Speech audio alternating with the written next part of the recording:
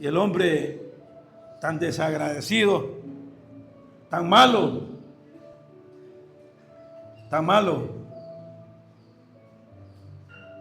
no le queremos, el hombre no le quiere, los que ya estamos en él, pues sí, pero el hombre vive su vida a su manera. El desprecio. Pero un día, hermanos, un día el hombre se va a arrepentir. Un día el hombre lamentará por la eternidad haber despreciado al Señor Jesucristo. Somos inmensamente bendecidos, favorecidos, al tener el privilegio de llegar a un lugar y adorarlo, cantarle, recordarle a Él. Los indios y los hombres en general les ha gustado derramar sangre cuando vencían en una guerra. Le sacaban el corazón a los enemigos y ofrendaban aquella sangre. Pero la sangre del único hombre justo que ha vivido en la tierra, exhibido públicamente entre el cielo y la tierra, se derramó de su cuerpo. Y con esa sangre nosotros tenemos la certeza, la convicción de que nuestros pecados han sido lavados. Vamos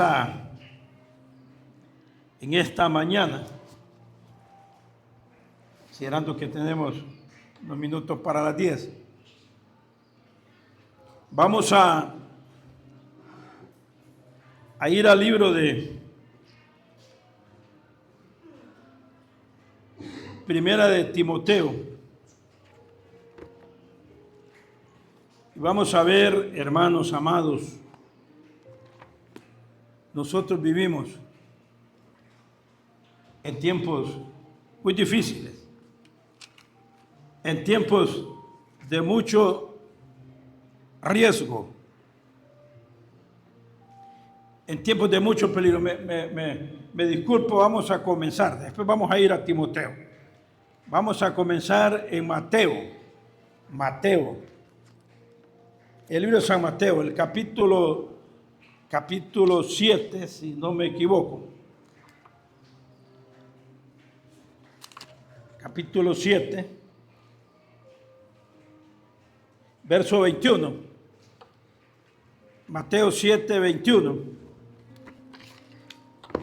Y voy a poner 3 citas para que ustedes me digan cómo se relaciona una con otra.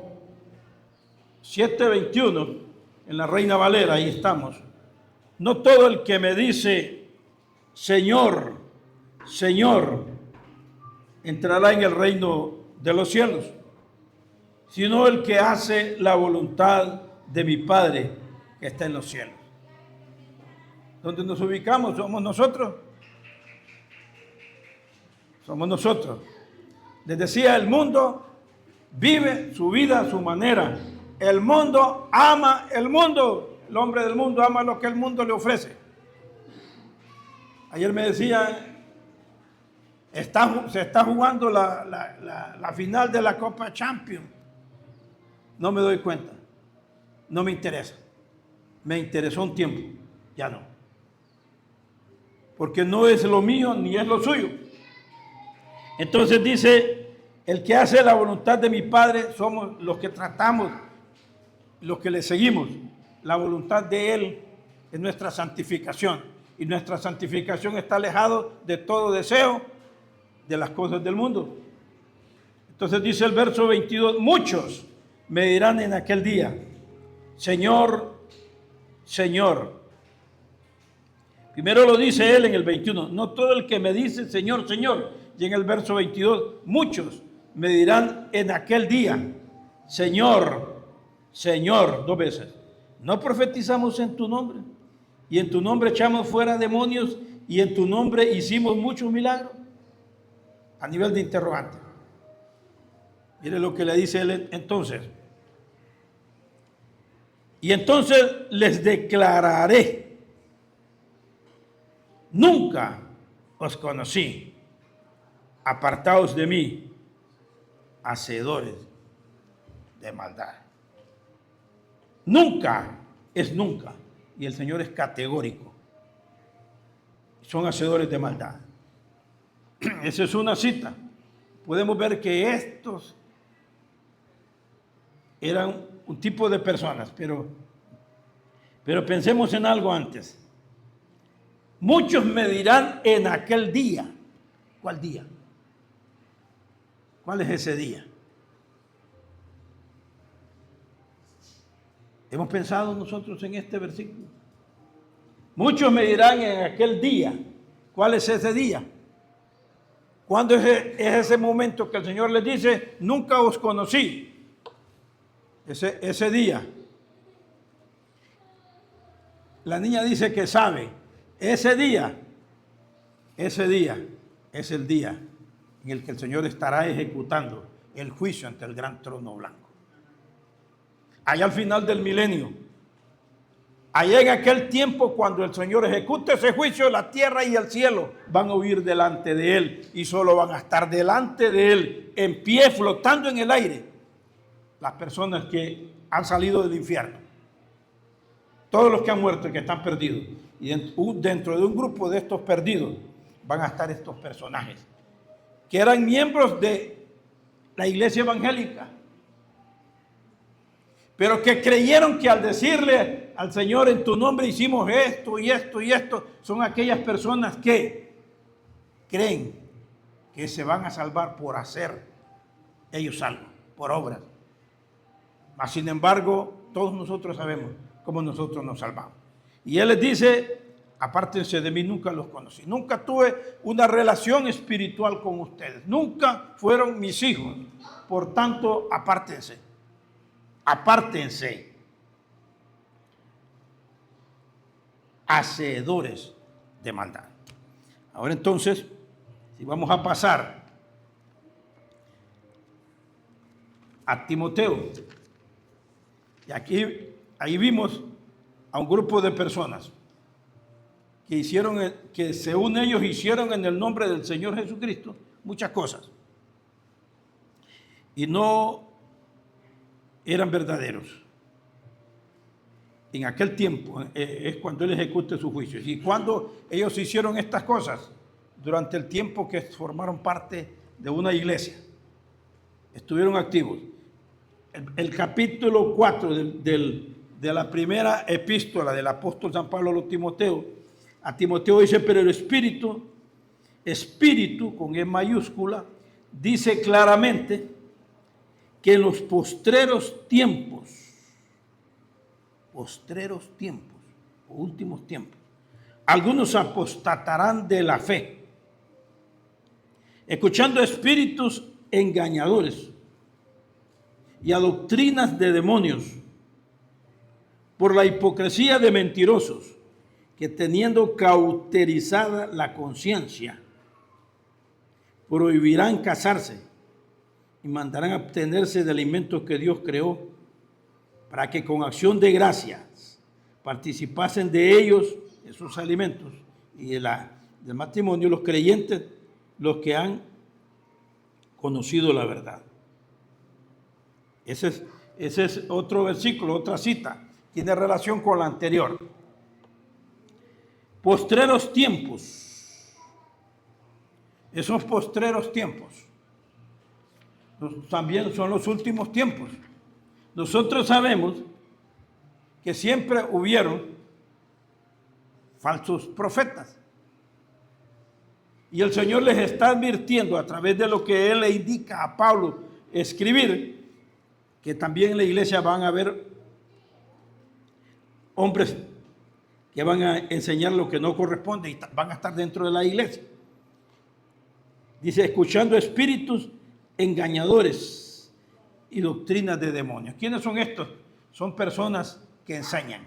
¿Quiénes serán estos? Personas que están en las iglesias. Muy probablemente líderes o aquellos que le decían, Señor, Señor, expulsamos demonios, hicimos esto y esto. Entonces, ¿y cuál es la otra enseñanza aquí?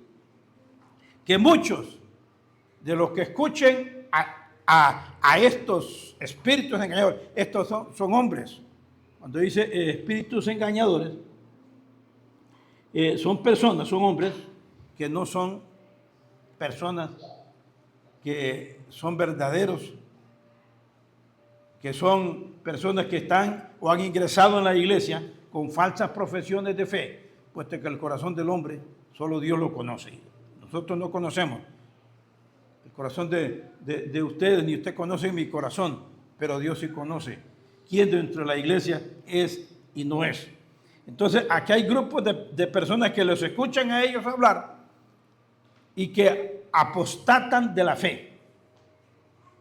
Los van a escuchar, van a prestar sus oídos a doctrinas de demonios. Dos tipos de personas, los que escuchan y los que dan la falsa enseñanza. Van dos citas. Pero vamos a ir también a Pedro, a la famosa carta de Pedro,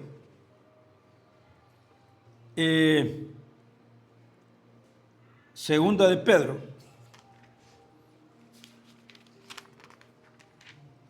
capítulo 2, desde el verso 1, Pedro 2, pero hubo también falsos profetas, como lo veníamos diciendo, entre el pueblo, como habrá entre vosotros, hace la aclaración, falsos maestros. ¿Se acuerdan que venimos de Timoteo primera?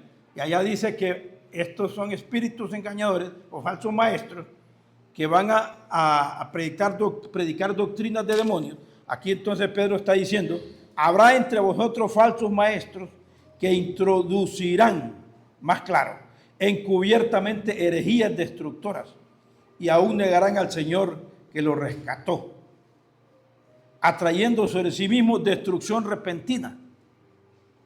Esto es lo que dice, mire, trayendo destrucción repentina. Y muchos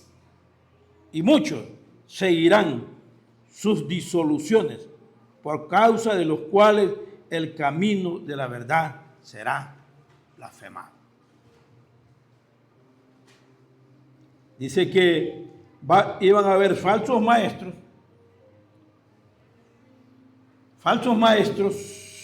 que introducirán herejías destructoras. Otro versículo que tiene relación. Desde que se escribió Timoteo y Pedro, se escribieron ahí por el año 66, 67 de esta era. Y cuando dice habrán tiempos peligrosos, significa que a medida se acerque la venida de nuestro Señor Jesucristo, se va a incrementar una actuación terrible y dañina de este tipo de personas dentro de la iglesia. Y no es nuevo, y lo hemos hablado y lo hemos predicado, lo ha predicado mi hermano, o lo han visto en otras prédicas de otros hermanos, de lo que pasa en la iglesia. La iglesia de hoy, podemos decir que tiene dos etapas, antes del COVID y después del COVID. Antes de COVID nosotros éramos una cantidad, en todas las iglesias. Después del COVID muchos abandonaron. Muchos abandonaron la iglesia. Y nosotros tenemos gentes acá que no quieren volver. ¿Por qué no quieren volver? ¿Por qué no quieren volver? Entonces hemos visto tres citas que están relacionadas unas con otras. Y esos últimos tiempos en los últimos tiempos, que comprende desde el momento en que se escribieron estas cartas hasta el tiempo, hasta cuando venga el Señor Jesucristo y según se acerque la venida de Él, la actividad de estas personas va a ser más fuerte. Y el evangelio de la prosperidad no lo tenemos de ahorita, ya tiene varios años que se está predicando el evangelio de la prosperidad. Hace varios años. Dice el verso 3 de Pedro. Vamos a leer el verso 3. Y por avaricia harán mercadería de vosotros, con palabras fingidas, sobre los tales.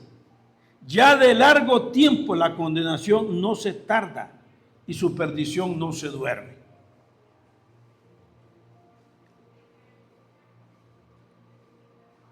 Ahí leíamos también que algunos van a prohibir que se casen las personas, que coman alimentos. Aquí también en Pedro dice que por avaricia harán mercadería de vosotros con palabras fingidas. Esto es muy serio, hermano. Y no es nuevo. Ya días se están haciendo negocios con la gente, sacándole dinero. Yo me recuerdo de un familiar que visitaba una iglesia en donde les pedían, los hacían que ofrendaran y que entregaran sus relojes, que entregaran todo lo que andaban de precio, que lo ofrendaran, porque eso le agradaba a Dios. Esto no es nuevo, hermano. Entonces, en esta mañana nosotros vamos a pensar en este tema, develando a los falsos maestros. Pero antes tenemos ahí con Alistair un pequeño video de unos 5 minutos que lo vamos a ver para que pensemos en avaricia, han hecho mercadería de la iglesia. Entonces vamos a ver unos 5 minutos.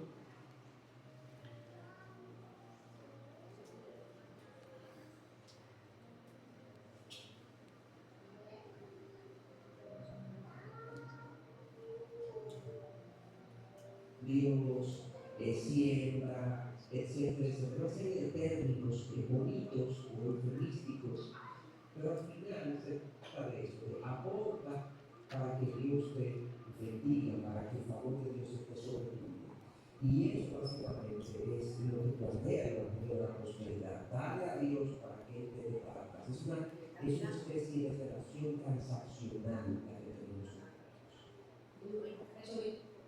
Y en este evangelio de la prosperidad hay argumentos que estos supuestos maestros dan y enseñanzas que ellos ofrecen a los miembros de su iglesia que traen confusión. Y dicho sea de paso, no solamente a los miembros de su iglesia, porque muchos de estos ministerios que tienen estas enseñanzas de la prosperidad tienen alcance internacional y a veces son maestros itinerantes que van de país en país haciendo cruzadas de milagros, cruzadas de bendiciones, donde se convoca a la gente de múltiples iglesias que vengan a ese predicador maestro itinerante, y lo que al final termina el resultado es que levantan unos fondos significativos con las promesas de otorgar bendiciones de parte de Dios. O sea que no solamente iglesias que están sido influenciadas por este ministerio o por estas enseñanzas, sino que también hay grupos o ministerios internacionales que tienen alcance más allá de las iglesias.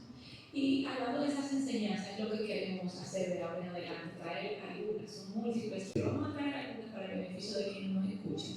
Y una de esas enseñanzas, que puede ser muy familiar a todo el que escuche, es aquella que llama a nuestro aporte financiero una siembra. Y es la idea de que nosotros sembramos una semilla de fe.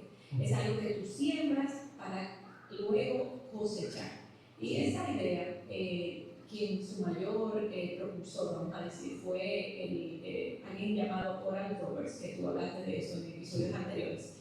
Y esa idea, oye, es vieja, chacho, de los años 50, esto no es nada nuevo. Y él decía lo siguiente: si tienes una necesidad, siembra una semilla. Y esa siembra es a lo que se estaba refiriendo. Siembra una semilla y espera un milagro. Es una frase muy que suena mucho en nuestro oído, ¿verdad? Sí. Siembra una semilla implica envíame dinero. Y esa era la propuesta de Warren Robert, la Sí, semilla. ahí vemos lo que mencionaba, expresiones aparentemente bíblicas, bonitas, eufemísticas. Eso es de la trata- Biblia, semilla, siembra, cosecha. siembra, cosecha, el que siembra abundantemente cosechará abundantemente, y parecería que tiene relación con algunas enseñanzas bíblicas, y precisamente en eso se basó, en algunos de esos pasajes que vamos a ver más adelante en episodios posteriores, en los pasajes que se basan en estos maestros para dar estas enseñanzas. Y la expresión semilla de fe, como decía, tiene esa connotación de que cuando alguien tiene fe, ¿cómo muestra esa fe de que Dios puede resolver algún asunto en su vida? Vamos a suponer una persona que tenga un problema económico, o sea, su empresa no va bien, su trabajo, su empleo no va bien, o perdió su empleo, o tiene un familiar enfermo, o él mismo está enfermo. Cuando tú tienes alguna situación, alguna necesidad por la que tú tienes que acudir a Dios, confía en Dios, en que Él puede sacarte de ahí, proveerte, resolver esa situación. ¿Y cómo es la evidencia? ¿Cómo es la evidencia que tú confías en Él? Cuando tú aportas económicamente, tú siembras una semilla de fe, una semilla de confianza de que Dios va a resolver eso que tú estás pidiendo el que resuelva. Y por eso se llama semilla de fe, porque tú siembras confiando, tú aportas confiando en que Dios te va a resolver lo que tú necesitas. Y es una propuesta manipuladora. Es una propuesta manipuladora. De hecho, como decía, es una transacción que estoy haciendo con Dios. Yo confío en Dios, y al confiar en Dios, al creerle a Dios, yo tengo que aportar a su misterio. Y normalmente estos maestros, sobre todo los que tienen alcance internacional, no es enviar tu ofrenda a tu iglesia local para que Dios te bendiga. Es enviar tu dinero a mí, una persona que puede estar en un rincón del planeta, a un ministerio en cualquier país, para que Dios te bendiga. O sea que también desconectan el compromiso del creyente con su iglesia local, y que la bendición de Dios va a que tú aportas en mi ministerio, que dicho sea de paso, muchos llaman mi ministerio es buena tierra. Si tú siembras aquí, tú vas a tener un buen rendimiento. Exactamente. A veces se revisten estas cosas, como decía, de palabras bíblicas. Y Dios, dale tus panes y tus peces a Dios para que Él multiplique. Dale algo a Dios para que Él trabaje. Muestra a Dios que tú confías en Él. Son maneras elegantes, pero al final lo que se está diciendo es: haz esta transacción con Dios. Aporta para que Dios te devuelva. Y obviamente hay mucho que cuestionar desde el punto de vista bíblico en esa postura, en ese planteamiento. Totalmente. Ya que unido a esa idea de la semilla de fe, hay otra enseñanza muy popular entre estos maestros de la prosperidad, y es el que cuando tú siembras tú puedes cosechar lo que vas a sembrar, y esa cosecha va a ser tan próspera que es al 100 por 1. No sé si obviamente has escuchado esa expresión, pero Sí, eso claro. de que tú al recoger va a ser al 100 por 1. Correcto. Este argumento fue planteado por Gloria Copeland en un libro que ella dijo, La esposa de Kenneth, también otro. un maestro de la prosperidad que tiene muchos años, todavía vive enseñando estas cosas, que mi relación con Dios tiene un fundamento como transaccional, donde Dios me bendice en base a mis aportes, en base a mis declaraciones. Ella tituló este libro La voluntad de Dios es la prosperidad, y ella planteaba que Dios literalmente bendice al 100 por 1, haciendo uso de un pasaje de Jesús, una enseñanza de Jesús, donde Jesús decía que todo el que haya dejado casa, tierras, padre, madre, etc., recibirá 100 veces, hasta 100 veces. Y tomó una enseñanza literal y la aplicó, y ella decía: eso significa que si tú aportas 10, tú recibirás 1000. Eso significa que si tú aportas 1000, tú recibirás 100,000. Ella decía en su libro, parece obvio, pero quiero que lo vean escrito, quiero que lo vean en blanco y negro, para que sepan de cuánto se trata.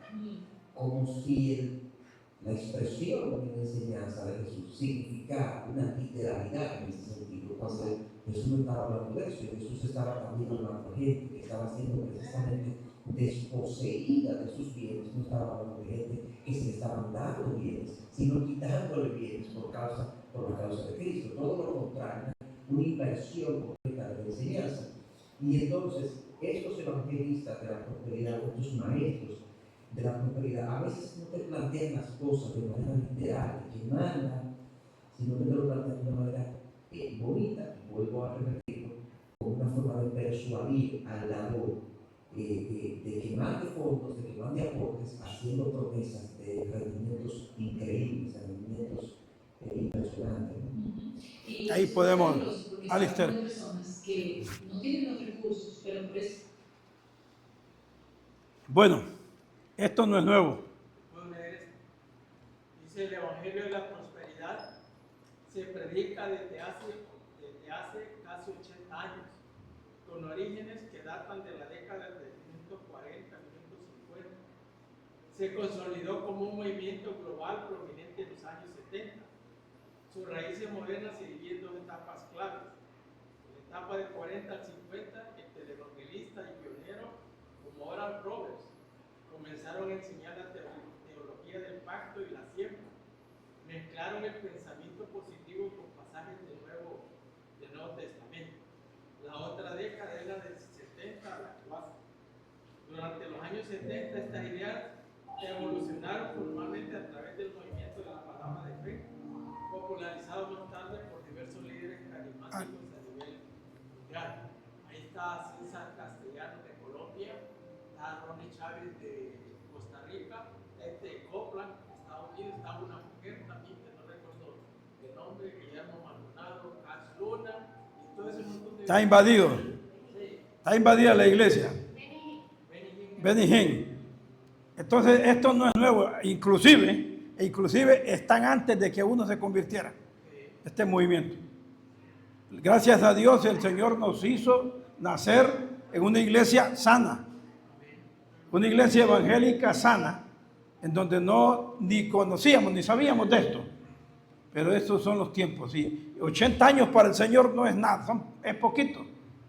Pero a medida se acerca la venida del Señor, esto es un hecho. Esto es real. Esto es real. Entonces, dice ahí donde estábamos en Pedro, que van a hacer que por avaricia harán mercadería de los creyentes para sacarles el dinero. Dice que lo que dice aquí el hermano, que son movimientos que el dinero no queda en la iglesia, va a otros países a enriquecer a otros personajes que nosotros, él acaba de mencionar los nombres, y que andan en jet, son millonarios, se han hecho millonarios a costilla de Algunos ya están presos. Evangélicos, sí.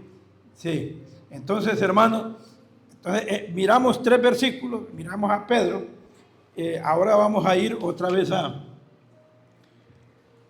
Timoteo, y vamos a ver en Timoteo, por ejemplo, en el capítulo 2 de Timoteo, por lo menos en mi Biblia, en una Biblia de estudio, el capítulo 2 de Timoteo, todo el capítulo 2, por lo menos aquí escribe el carácter de un soldado de Cristo. El carácter de un soldado de Cristo. El carácter de un soldado de Cristo es fuerte, es sincero, es estricto. Ellos lo dividen acá. Está seguro, es sano, es de vida santa, es un siervo. Pero el capítulo 3, esto sería para otra prédica, el capítulo 2. El capítulo 3, por lo menos en esta Biblia que yo tengo, dice la precaución para un soldado de Cristo. La precaución para un soldado de Cristo. ¿Y de qué nos está hablando el capítulo 3? Para que nos hable de una precaución de un soldado de Cristo. El peligro de la apostasía, de abandonar la verdad e irse en pos de otra cosa. Entonces vamos a leer el capítulo 3. También debes saber esto. Capítulo 3, versículo 1 de 2 de Timoteo.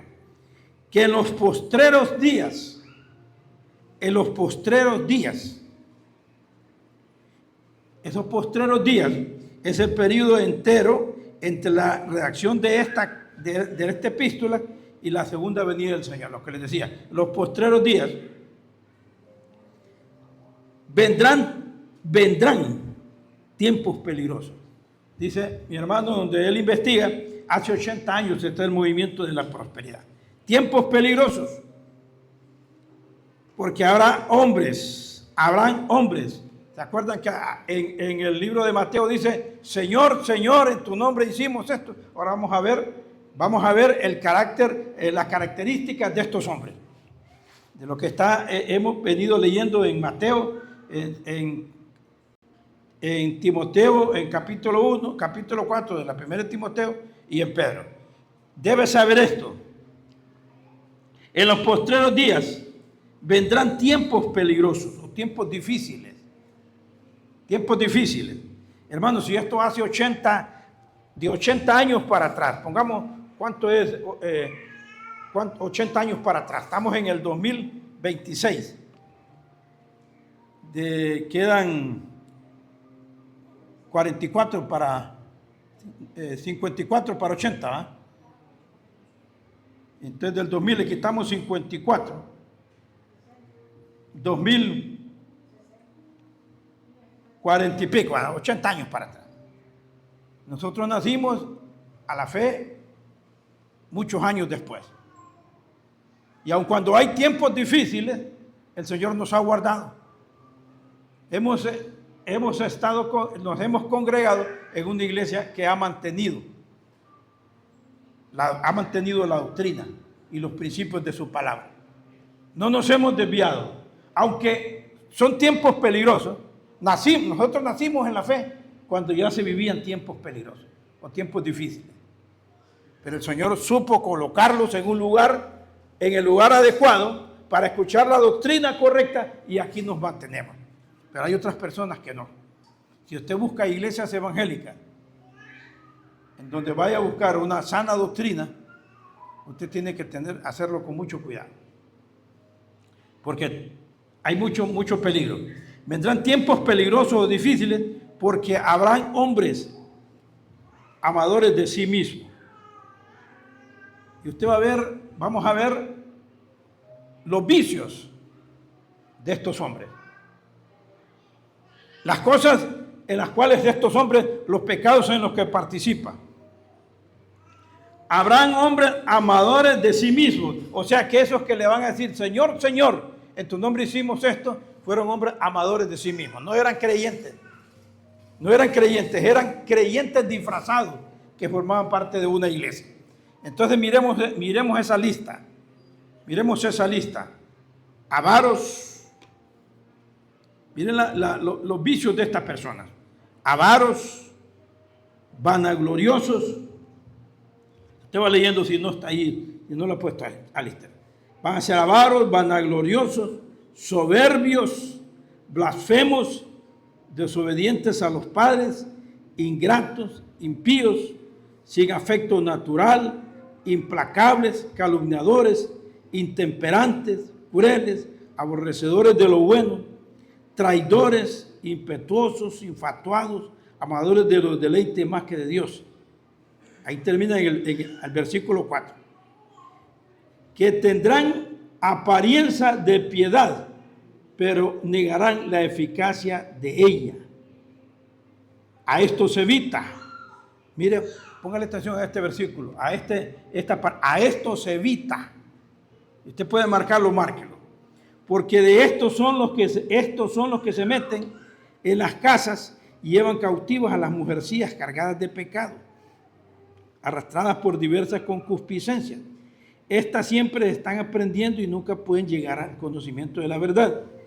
Y de la manera que Janes y Jambres resistieron a Moisés, así también estos resisten a la verdad. Estos personajes resisten a la verdad. Hombres corruptos de entendimiento, réprobos en cuanto a la fe, mas no irán más adelante, porque su insensatez será manifiesta a todos, como también lo fue de aquellos. Ahora entonces, en este capítulo 3 de la segunda epístola de Timoteo, ahora vemos las características, o vemos los vicios, vemos los pecados que estos personajes practican. ¿Usted los ha contado cuántos son? Cuéntenos cuántos pecados, esta lista, ¿sabe cuánto da? 6, 6 y 6. 18. Ahí está la marca de la bestia también. Si usted los cuenta, los va a encontrar. Yo los tengo aquí detallados. Avaros, avaricia, son jactanciosos, son arrogantes, son ingratos, son impíos, son insensibles, son implacables, son libertinos, son despiadados, enemigos de lo bueno, traidores o traicioneros, son infatuados o son vanidosos, más amigos del placer que de Dios. Esta es una lista, la lista de los vicios o los pecados que estos personajes tienen. Y son 18. Usted los puede ver ahí. Ahora, usted ha leído esta cita. Son personas que están dentro o fuera de la iglesia. No son del mundo. No pueden ser del mundo, John. ¿Tenés dudas? ¿Son del mundo o están en la iglesia? Tiene que estar en la iglesia. Estos están en la iglesia. Pero ¿cómo es posible que están en la iglesia? La clave está en la primera característica, amadores de sí mismos. Ellos se aman a sí mismos. Y después de eso viene la lista. Ahora, ¿cómo califica usted esta lista? ¿Cuál de todos estos vicios, de estos pecados es el más comprometedor de todos? Mire con cuál, busca ahí en su Biblia, cuál es el primer pecado, aparte de amadores de sí mismos. ¿Cuál es el primer? Avaricia.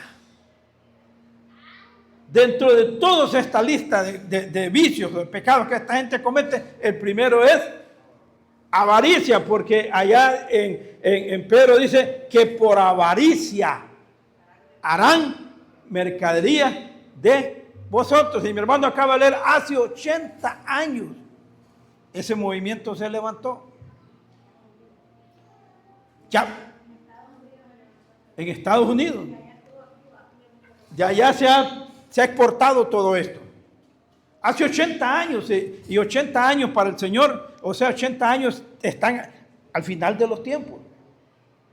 Están al final de los tiempos.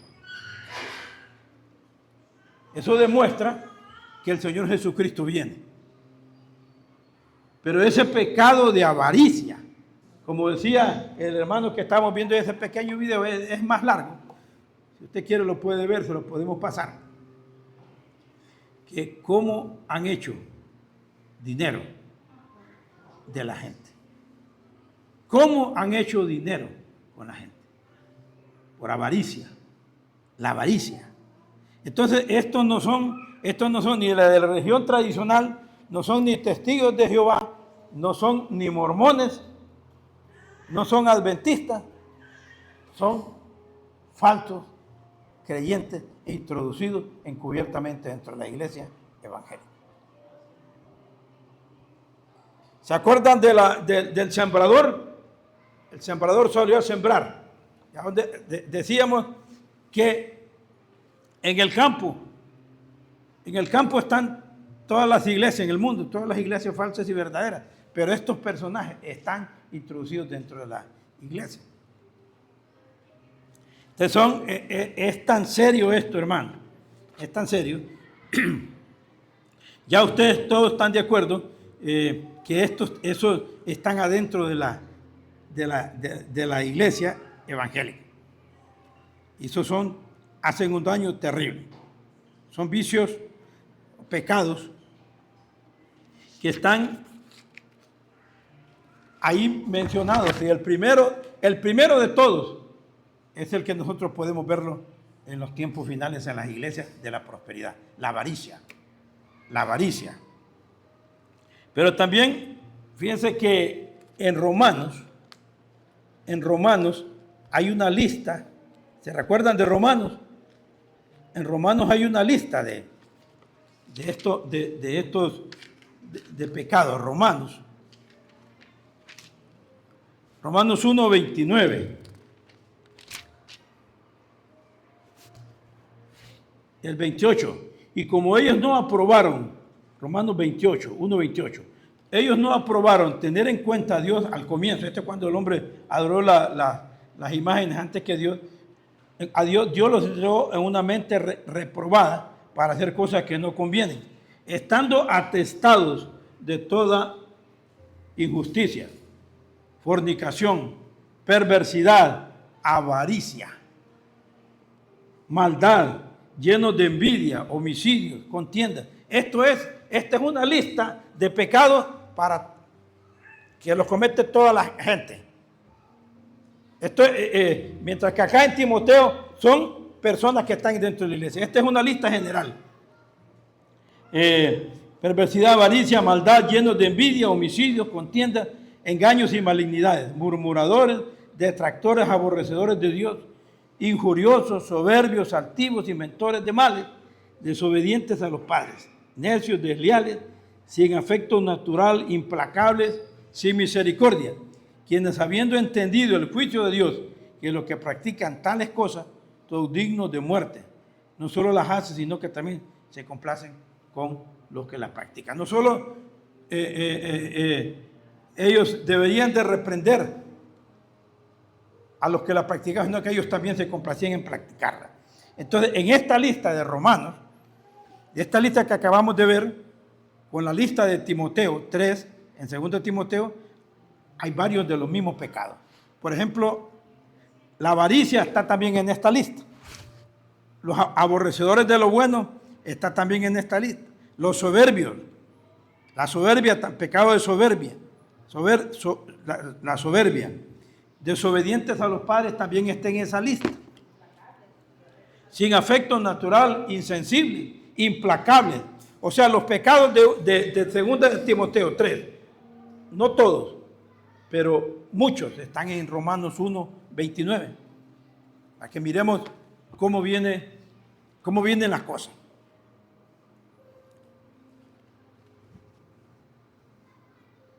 Entonces a los falsos maestros aquí los podemos identificar. Con la lista de 2 de Timoteo 3, el pecado más notorio ya ustedes lo dijeron, se llama la avaricia. La avaricia. Amor desordenado de las riquezas. En el Nuevo Testamento denomina con la expresión amigos del dinero, los avaros. Amigos del dinero. Nosotros somos amigos del dinero. ¿Quién es nuestro amigo? ¿Quién debe ser nuestro amigo? El Señor Jesucristo. Los avaros, su amigo es el dinero. Codiciosos o ávidos de ganancias sórdidas. Esto lo saca de un diccionario. De un diccionario evangélico. Sórdidas, es decir, los codiciosos, los avaros son codiciosos, ávidos de ganancias sórdidas o sucias. La avaricia es un vicio que daña al hombre y le impide usar de los bienes que posee. Ustedes han escuchado que los ricos no quieren gastar su dinero y prefieren no comer que por gastar. Esa es la avaricia. Hace al hombre duro e incesante para con sus semejantes. Ustedes han visto que los ricos son los que menos le pagan a la gente. Entre menos le puedan pagar, más explotan a la gente, más la utilizan y para enriquecerse más ellos no pueden compartir un poco. Esta es 1 Samuel 25:11. La avaricia lo hace esclavo del dinero. La avaricia lo hace esclavo del dinero. Proverbio 38, Mateo 16:26. La avaricia los hace caer en idolatría, apartarse de sus deberes para con Dios, para con el prójimo. Mire, todo esto hace la avaricia.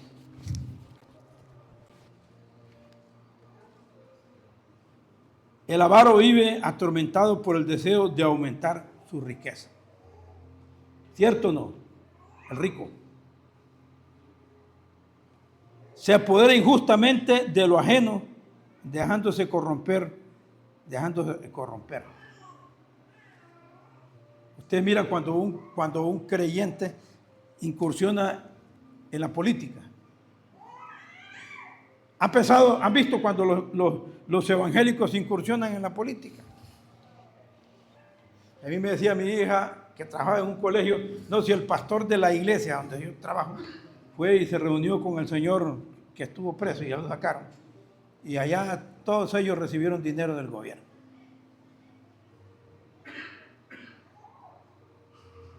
Imagínense al hermano pastor Omar allá con el señor recibiendo dinero del gobierno. ¿Para qué? ¿Por qué?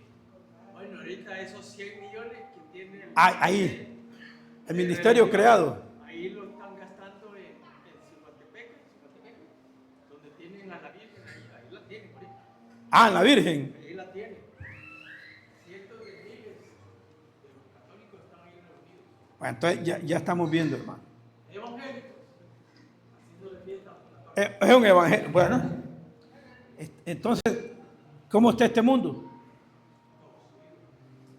Descontrolado, torcido, sucio, evangélicos revueltos con otras religiones. Entonces, se apodera injustamente de lo ajeno, dejando corromper en la administración pública. Por eso un creyente no debe incursionar en política. Es traidor de los suyos, opresor de los débiles, y escatima la paga a los subalternos y jornaleros. Usted puede verlo en 1 Samuel 8:3, Salmo 15:5, Ezequiel 22:12 y 13.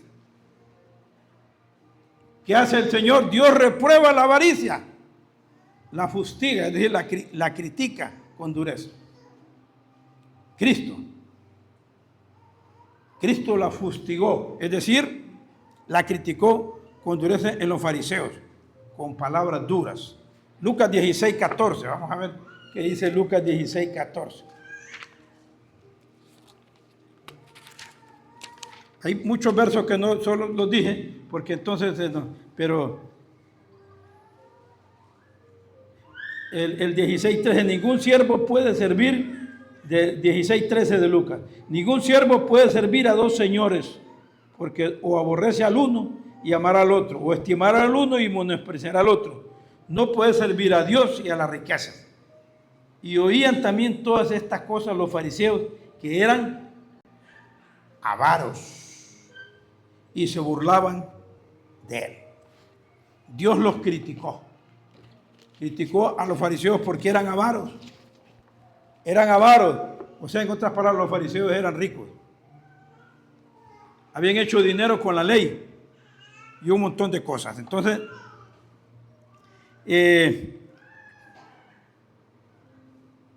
Cristo lo reprendió. Hay otros casos de avaricia en el Nuevo Testamento. El gobernador romano Félix y algunos herejes. Y sabe una cosa, el pecado de la avaricia, el número 1 de segunda de Timoteo capítulo 3, el pecado de la avaricia es uno de los vicios o uno de los pecados que excluyen del reino de Dios. Excluyen del reino de Dios. Vamos a ver 1 de Corintios 5, 10 y 11. ¿Qué dice 2 de Corintios 5, 10 y 11? Excluyen del reino de Dios. Vamos a ver si tengo bien. 1 de Corintios.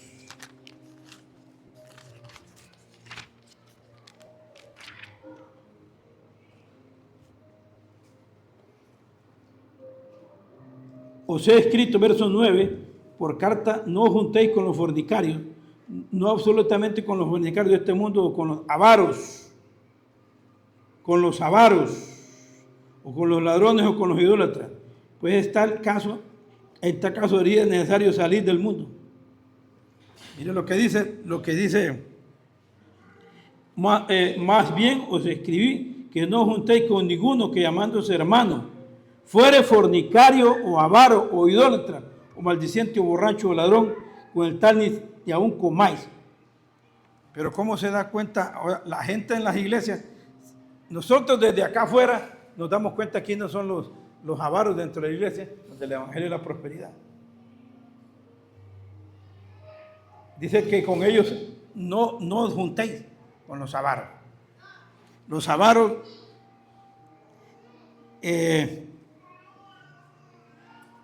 incluye el reino de Dios, los excluye.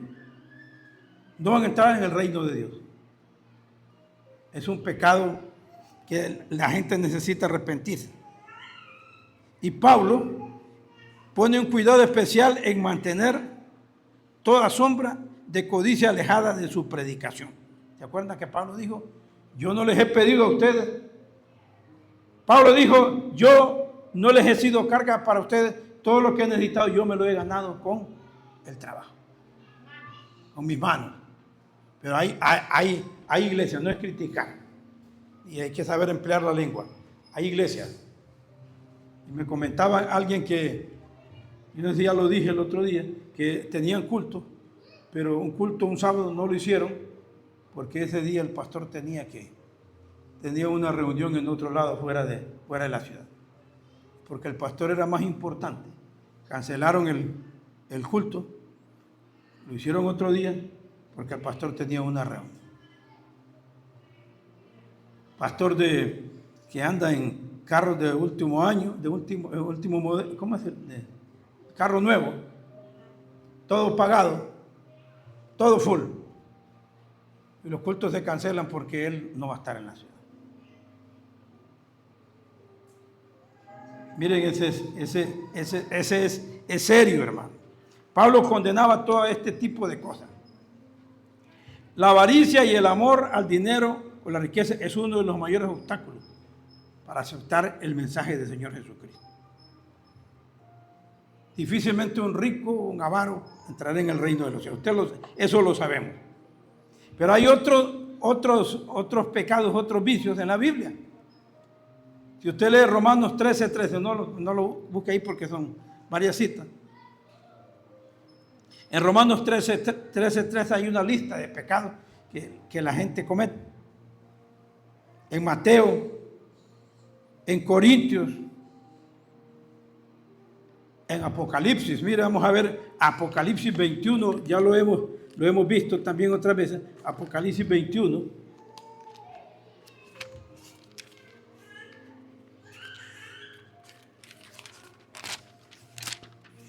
Entonces, en los tiempos que vivimos nosotros tenemos este peligro, pero gracias a Dios nuestro ministerio, todos nos conocemos y aquí no se predica nada de eso. ¿Qué dice el 21:8? Pero los cobardes e inquietos, los abominables y los hechiceros, los fornicarios y los idólatras y todo mentiroso tendrán su parte en el lago que arde con fuego y azufre.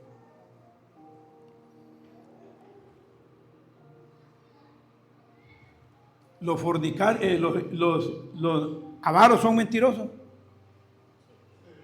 Son mentirosos, ¿verdad? Porque le están mintiendo a la gente. Le están mintiendo a la gente. Están haciendo avaricia de la gente. Y aquí hay una lista de personas que no van a entrar en el reino de los cielos por su pecado. Dice el 22:15 de Apocalipsis, mas los perros estarán fuera, los hechiceros, los fornicarios, los homicidas, los idólatras y todo aquel que ama y hace la mentira van a estar fuera del reino de los cielos. Entonces, ¿qué queríamos en esta mañana? Es un mensaje de enseñanza para que nos recordemos pues de los tiempos que estamos viviendo. Ya el carácter de los hombres de los últimos tiempos. Y usted piensa en esta lista y en esa serie de pecados que cometen. El primero se llama avaricia. Y aquí en este ministerio nadie de nosotros se aprovecha para sacar dinero de ustedes. Nadie. Aquí si usted quiere ofrendar, ofrenda. Si no quiere, no ofrenda. Nadie le va a decir nada. En otro lado se lleva una lista. Y el que no... Hay iglesias. Hay iglesias. Inclusive una iglesia que conocemos que si la persona no ofrenda, no lo dejan predicar. No, ni ejercer ningún ministerio. y no tiene ministerio, no lo toman en cuenta, lo tienen a un lado. Aunque sea una persona que Dios le ha dado los dones, el don para predicar, no lo toman en cuenta. Porque si no ofrenda, no vale nada. Y aquí nosotros no andamos controlando a nadie. Si usted quiere dar, es una relación de usted con Dios. Y usted sabe lo que Dios pide al respecto. Entonces, estos son los tiempos que vivimos. Y me ha llamado la atención. Hace 80 años, este ministerio de la prosperidad ha venido. Pero el otro día leí algo en internet. Ustedes saben que hay de todo. Que ha llegado el tiempo, dice, de la caída de los grandes, de esos grandes iglesias. Sí, eso vi. No lo leí en detalle, pero eso vi. Que ha llegado el tiempo que están cayendo, hermanos. El Señor Jesucristo viene. El Señor Jesucristo viene. Gracias a Dios que Él viene por una iglesia y no tiene mancha ni arruga. Gracias a Dios porque nos ha permitido conocer la palabra del Señor como tal y como es. Nosotros somos soldados de Cristo y debemos de estar al tanto del peligro de la apostasía y la protección que el Señor da contra la apostasía. ¿Cuántos han salido? Los que han salido de aquí no han salido porque no se han ido porque nosotros les hemos exigido. El que se ha ido porque Él sabrá su relación con Dios. El Señor nos pueda ayudar, nos pueda bendecir y seguir abriendo nuestros ojos a los tiempos finales que vivimos. El Señor viene, hermano. No nos desviemos ni a derecha ni a izquierda. Él quiere que continuemos siendo cristocéntricos. Para mí el vivir es Cristo, dijo el apóstol Pablo. Usted también y yo podemos decir, para nosotros el vivir es Cristo. El Señor bendiga su palabra, bendiga a estos niños. Mira, los niños están aprendiendo la palabra. Ellos aprenden. Dios nos bendiga y nos ayude a hacer su voluntad.